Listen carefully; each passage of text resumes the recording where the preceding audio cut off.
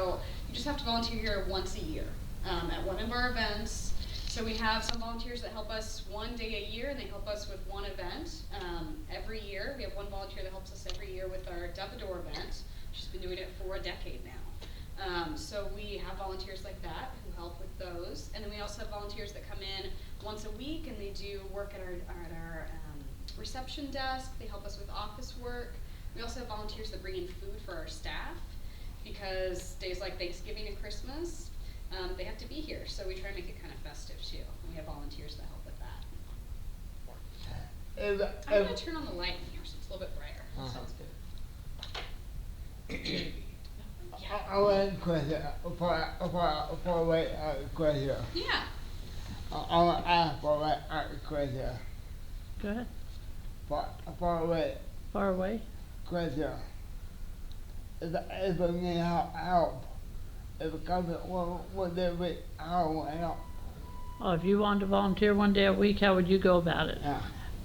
We have a volunteer orientation that happens once a month, so I can sign you up for that. Please. Yeah, I can, and I have your email, so I can use that. That's Need how more we cards? communicate with our volunteers. Yes, I have your card. Need more cards? Do you need more? I think I She's got got it. one and Jill has one. You Yeah. gave one to Jill too, remember? Was this when you got here, Letty? Was that? Yeah, we gave that to her Yeah. earlier. Yeah, so I can email you that, but we do volunteer orientation once a month, and then they kind of talk with you to figure out what a good volunteer job would be for you. My idea, advertise. Your idea is advertising, so you want to volunteer in the advertising department. Yeah. Whether to be, not to, What kind of advertising do you do? You do these videos and okay.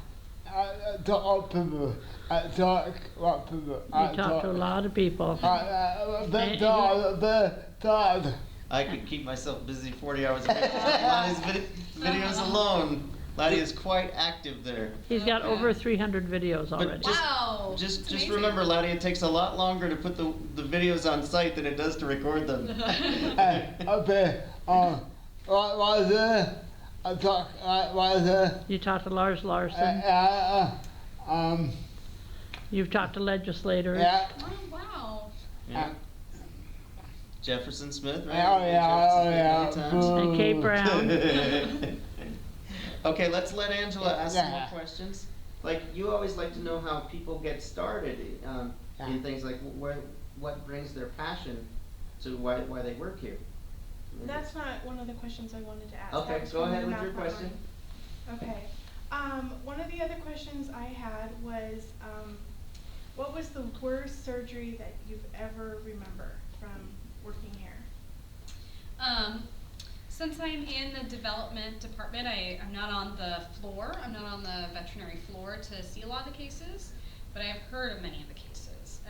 And we actually had, pretty recently, we had a dog come in that eaten Gorilla Glue, which is it's a glue that actually expands in a space to fill up an empty space. So he ate this, and it expanded in his stomach, and it hardened, and it made a kind of a mold of his stomach.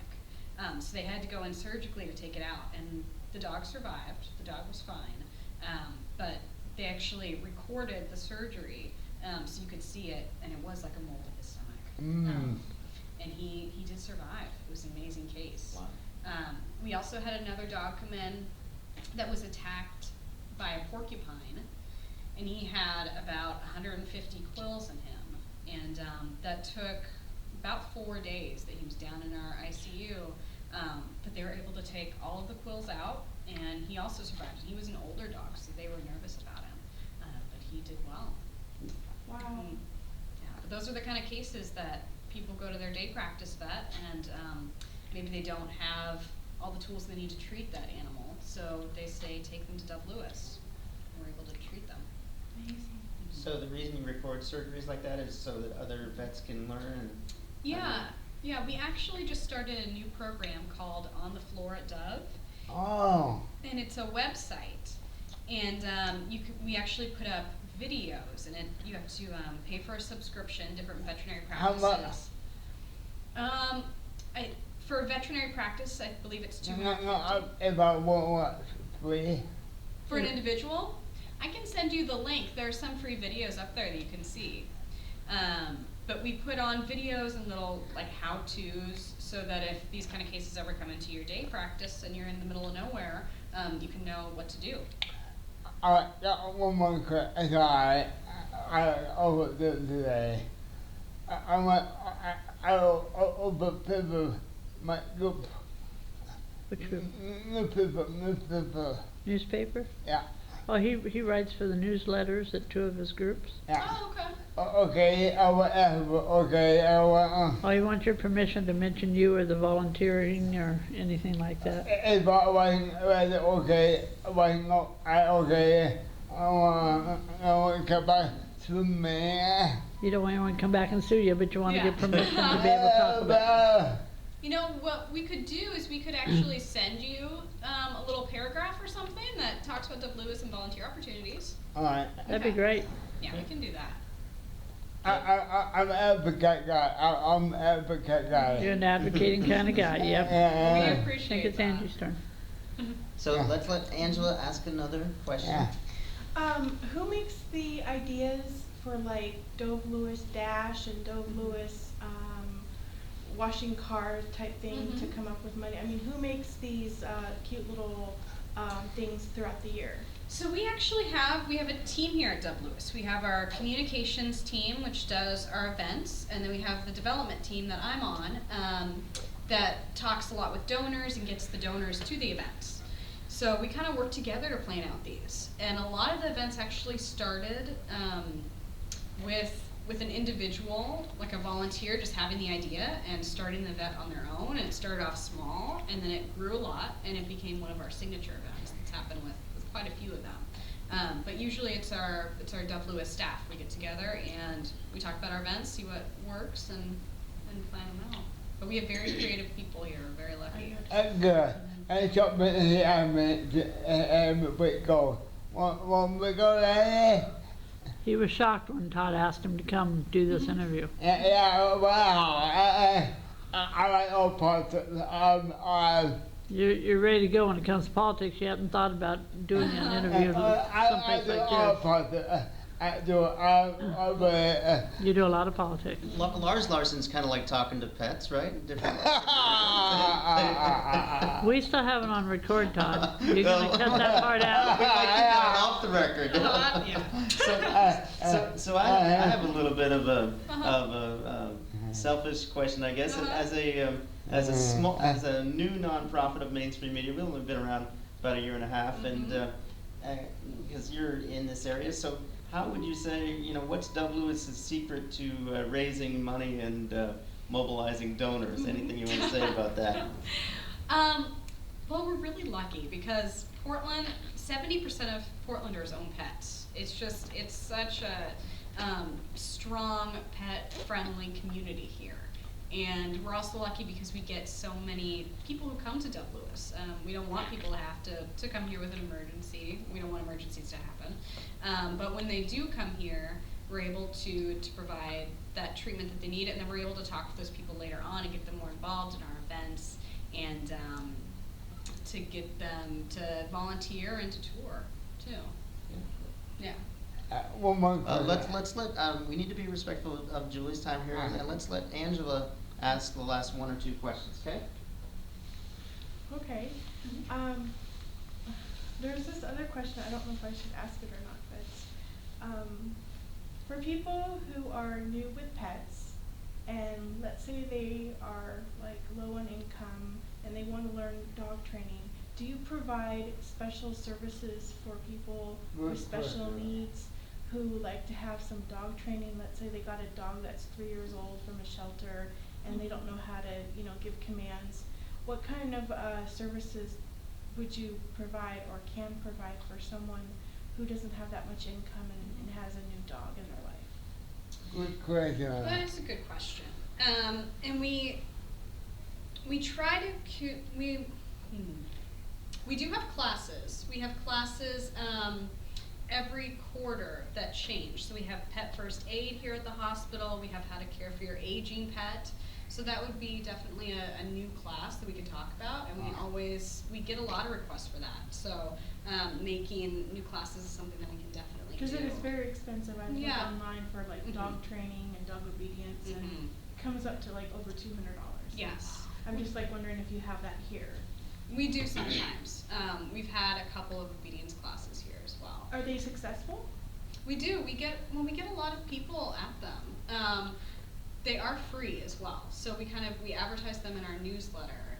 I don't know if we have an obedience class coming up, but I know that we've done it in the past, so I can look into it for you. Okay. Another thing is that our staff downstairs are the receptionists. They get questions like that a lot too, and they're really good at connecting people with other nonprofits. So they would be a good resource too if you have specific questions. Alright, one more cat to follow. My cat. Your cat is stubborn, you need a class on how to take care of your cat, yes. We covered that earlier. Need cat. But, well, how would you sign up for the newsletter to get notices when you do have a class coming up? You can sign up online for a newsletter, and then I can also sign you up as well. Great. Mhm. Okay. I got one really important question, Kat, and this is like the last question. Let's say you have only 10 volunteer working here, volunteering here, but you've got more animals than volunteers, and let's say there's a fire. What are you gonna do? So our volunteers, they actually aren't on the floor. All of those people downstairs that you saw actually work for Dove Lewis. So they're staff. And because we are an emergency animal hospital, we're very well staffed for those very busy times. So we always have a full staff down there to handle emergencies. And we have had fire drills multiple times since I've been here that we actually take the animals outside. So making sure that we have enough staff to do that transport. If they're very ill, we actually have gurneys that we can use. If a fire ever, God forbid, ever happened, we could do that. So they do have a very good evacuation plan. And part of the thought behind Dove Lewis is that we are a place for emergencies. If there's ever a big emergency in Portland, we're equipped to handle that. So we can, we have more space where we can put more pets here in the hospital if there ever is an earthquake or anything. Oh yeah. We have talked with the police department, the fire department, so they know that we're open 24/7 if there is a large emergency. So we're kind of the place where they can take pets. One more question. My cousin was, Your closing question? yeah, my first question to my, what call, Oh, his Oh, yeah. I need to signature find this question, out. yes. what call is, This one has a twist. He wants to know what kind of cars are used here at Dove Lewis. We noticed the ambulance rig outside. I'm not sure what brand that is. I'm not sure what car it is. I should have prepared you Yeah. for this line of questioning. I forgot. We I gave her forgot to a- we prepare gave her a for your heads up at- signature question, We Lonnie. gave her a heads up at the beginning. my cousin took what kind of blue car? Blue. I So have a then- Honda Fit. She said that downstairs.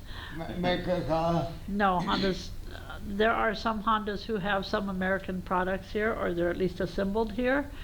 But almost every single car, even American-made cars, their radios and electronics are not necessarily made in America. It's alright. I'm hard. We're gonna have you spend a week in Detroit. And just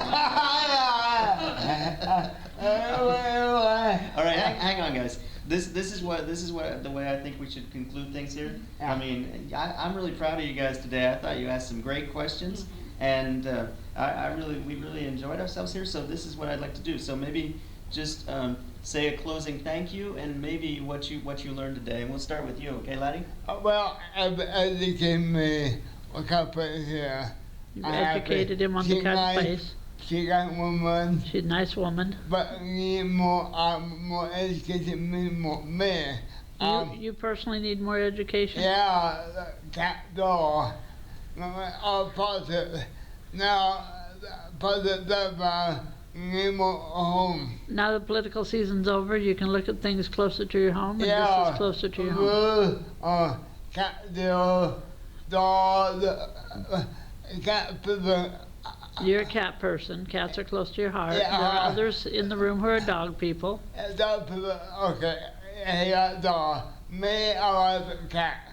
And cat. I appreciate coming here. I want to get back in and help me. I appreciate it. He appreciates coming here. Thank you. I appreciate you guys coming in. Ah. And Angela, what stood out to you about the day? Well, what I really liked about this tour that you gave is that it showed that there's a lot of, it's safe here. The staff have been very nice. They all have smiles. They know what they're doing. They're very well trained. They're very well educated. I would feel 100% or more comfortable taking my dog here if there was a need for it. And I noticed how very loving and caring the doctors were with that one dog that had a split right by his chest area. It almost made me want to cry. But they took so much loving care. Just, they didn't go fast, they went slow. They had the light on to the dog, and I just thought that was really great of you to actually have like at least 4 or 5 people in that room making sure that dog is okay. And another one was that to make sure that the dog and the cat were in those little kennel places that needed one-on-one care 24/7. I really appreciate that because not very many people can do that. It means a lot to me that if something happened to my dog, I can bring it here, and I know that I'm going to have that faith in you to take good care of my dog for a day or even a week. And it means a lot to me that people like you who do care about animals, that I feel like this is the only place that I feel connected to now. And I really want to say thank you from the bottom of my heart. I'm an animal lover, and I want to say thank you for putting Lucy down last year. And one more question after that. One more question. How the water did you part? You asking about politics Well, now?